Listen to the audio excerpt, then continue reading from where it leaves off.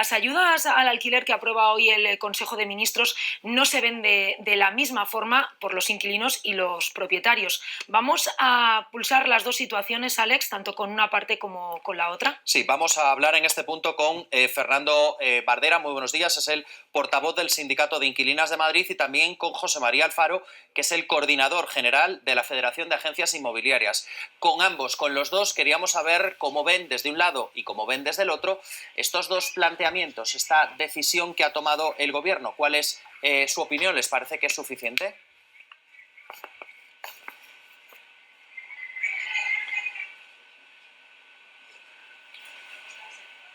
Fernando, por ejemplo, empezamos por ti.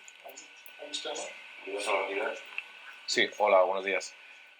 No, hombre, desde luego sí que damos la bienvenida a medidas como la prórroga de los contratos o la moratoria de los desahucios, pero desde luego la cuestión de los microcréditos, así como de otro tipo de moratorias y dejarlo en manos de los fondos buitres, no es para nosotros una opción de sentido común. Esto en realidad es una forma encubierta de seguir permitiendo que los grandes rentistas no pierdan privilegios económicos y endeudar a la población. Hay una fórmula muy lógica. Si las familias, los pequeños comerciantes, los autónomos no están ingresando ahora porque no pueden trabajar, no tiene sentido que los rentistas sí tengan que ingresar. Por lo tanto, debería ser suspensión. No entendemos tampoco que el Estado siquiera tenga que acarrear con esas rentas, ¿no? Con ese privilegio de los grandes rentistas. Por lo tanto, es evidente que todas, en esta circunstancia, tenemos que arrimar un poco el hombro. Los grandes rentistas no van a tener problemas de merma de ingresos vitales, por lo tanto, solo tienen que, digamos que bajar un poco las expectativas de inversión, y que los próximos meses sepan que van a cobrar o van a recibir un poco menos, van a amortizar un poco menos sus propiedades, mientras que otras personas, otras familias, lo que van a tener va a ser problemas para llegar a fin de mes, para comprar medicamentos, comida y bienes de primera necesidad. Por lo tanto, la única solución aquí es la suspensión y no el hecho de facilitar el endeudamiento desde el Estado de las familias más vulnerables. José María, ¿su opinión? Buenos días. Bueno, nosotros pensamos que la suspensión no es la solución. Consideramos que remitir esto al asunto de los grandes rentistas pues no tiene demasiado sentido, puesto que los grandes rentistas no suponen ni siquiera el 6% de los arrendadores. Más del 90% son pequeños ahorradores que en su momento compraron una vivienda o que dependen de esa vivienda para llegar a final de mes, dependen de esa renta. Es decir, yo creo que las ayudas tienen que ir en la doble dirección y pensamos que los microcréditos tampoco son la solución mejor. Nosotros habríamos optado, y de hecho así lo manifestamos en una nota de prensa que emitimos ayer desde la Federación, que las ayudas directas a los inquilinos serían la solución más eficaz, y para eso hicimos una propuesta concreta de ayudas de hasta el 50% de la renta mensual en función de la situación de vulnerabilidad de los inquilinos. Fernando negaba con la cabeza, sentía también en un determinado punto. Sí, yo quería desmentir de una vez por todas, a ver si puede ser, este dato que mi interlocutor está dando, que se está dando en otros medios de comunicación y que incluso han llegado, parece ser, a decir desde el Gobierno. Esa cifra del 85-95% de pequeños particulares es falsa. Y es falsa por una sencilla razón: no existe. A día de hoy nadie tiene esa cifra. Es decir, yo no puedo dar otra alternativa porque no existe. Tenemos estimaciones mediante encuestas y sí que pequeñas cifras de territorios concretos que nos dicen todo lo contrario, pero a día de hoy a territorio nacional no existe esa cifra. Y yo insto o reto a mi interlocutor y a cualquier otra persona a que cite la fuente concreta de ese 85-95%, porque no va a existir. Es un mantra que se está lanzando para poder legitimar la protección al pequeño particular, y encubiertamente lo que está haciendo es, digamos que proteger a ese gran tenedor, ese gran inversor que tiene una gran cantidad de viviendas. Hay un dato que sí es cierto, por ejemplo, y es que en ciertas encuestas, estudios, se ha descubierto que la mayoría de los arrendadores, y no estamos hablando de arrendadores que tienen una vivienda y la tienen hipotecada y con la renta del inquilino pagan la hipoteca, sino personas que tienen 3, 4, 5 o 10 viviendas, sin contar los ingresos de estas rentas, tienen sueldos brutos anuales superiores a los 35.000 euros.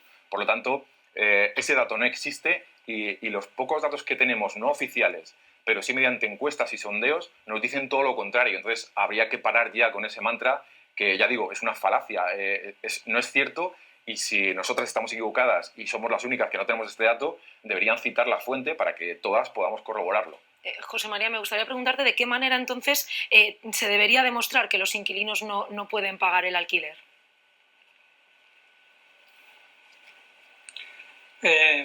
Bueno, yo creo que el mercado del alquiler es un mercado muy vivo, muy dinámico, donde es fácil acreditar la situación de cada arrendamiento, y yo creo que para empezar debería haber soluciones que pasaran por el acuerdo entre las partes, pero pensamos que en este momento, dada la situación tan excepcional que estamos viviendo, el Estado creemos que debería de ayudar por la línea de los inquilinos, con eso, como yo les comentaba antes, con ayudas directas en función de la situación de vulnerabilidad que se acredite. De la misma manera que va a haber que acreditarlo para las moratorias de las hipotecas, pues aquí tendría que ir por una línea muy pareja, y en la medida que los inquilinos pudiesen acreditar esa situación, que se han tenido que ver afectados por un ERTE o similar, bueno, pues que pudieran favorecer, o sea, pudieran beneficiarse de esas ayudas directas. Entendemos que esas ayudas directas permitirían pagar las rentas, y pagando las rentas se sostendría también al tejido de los arrendadores, que, como digo, y respondiendo a lo que decía Fernando,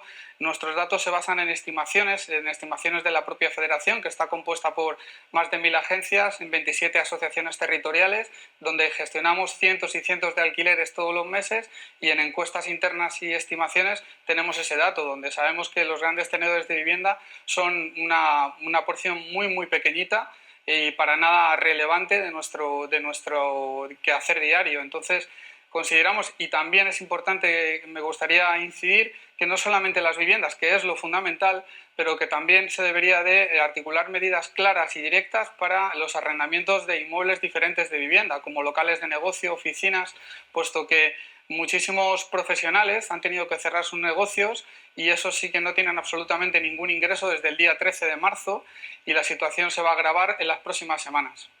Hay una frontera que creemos que no vamos a ser capaces de superar en esta conversación entre ustedes, y es si debemos primar el derecho a una vivienda digna o debemos priorizar el derecho a la propiedad privada. Sus puntos de vista son totalmente distintos, pero ambos derechos son legítimos. Fernando. Por supuesto, bueno, yo creo que ambos hay derechos son legítimos, solo que el derecho a la propiedad tiene un segundo párrafo en la Constitución, y es que está supeditada a la función social, al interés común. Es decir, el derecho a la propiedad desaparece cuando esa propiedad no está generando un bien a la comunidad, ¿no?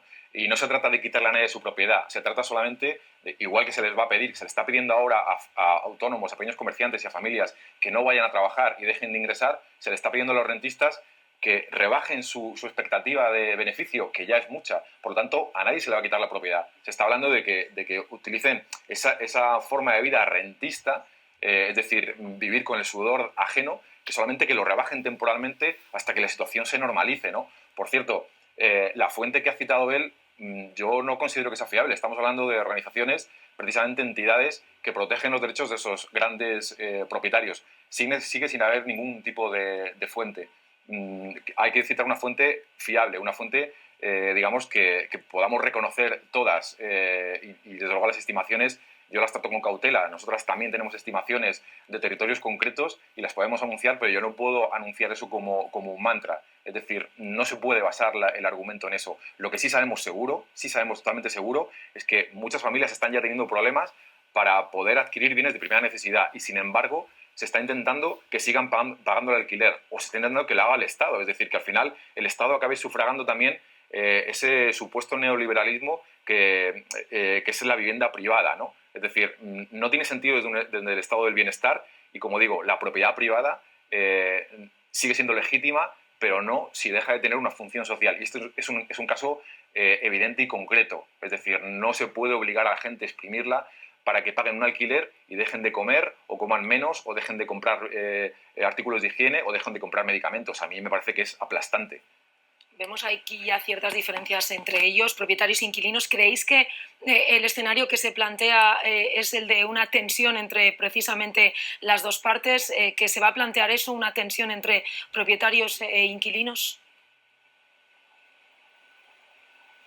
Pues lo primero que quería decir es que los agentes inmobiliarios no trabajamos para los propietarios, trabajamos para la búsqueda de un equilibrio de mercado. Y de hecho hacemos una labor de intermediación muy importante y nuestro objetivo es que las partes se pongan siempre de acuerdo.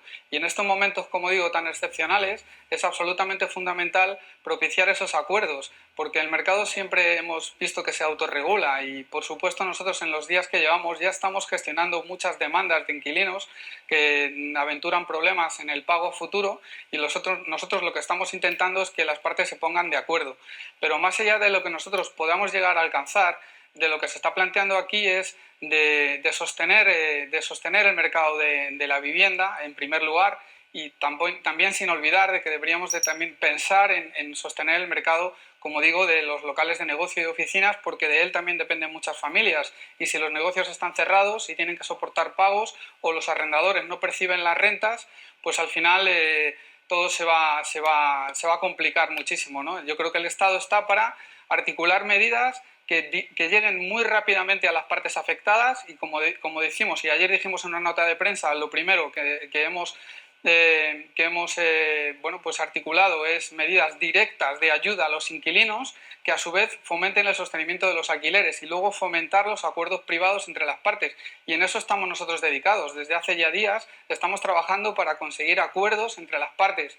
Me parece muy bien que se paralicen los desahucios, que se prorroguen los contratos en vigor. Seguramente las rentas se van a adecuar porque esto no es un problema puntual. En los próximos meses vamos a seguir sufriéndolo y estoy completamente seguro que nuestros clientes y nuestros usuarios y los propietarios, tanto propietarios como inquilinos, se van a poner de acuerdo, pero tenemos que pensar que hay que proteger los derechos de todas las partes porque muchísimos propietarios también han conseguido una propiedad gracias a su trabajo y es a día de hoy su valor refugio y están obteniendo esa renta que compensa pues a lo mejor las rentas del trabajo que han sido minoradas.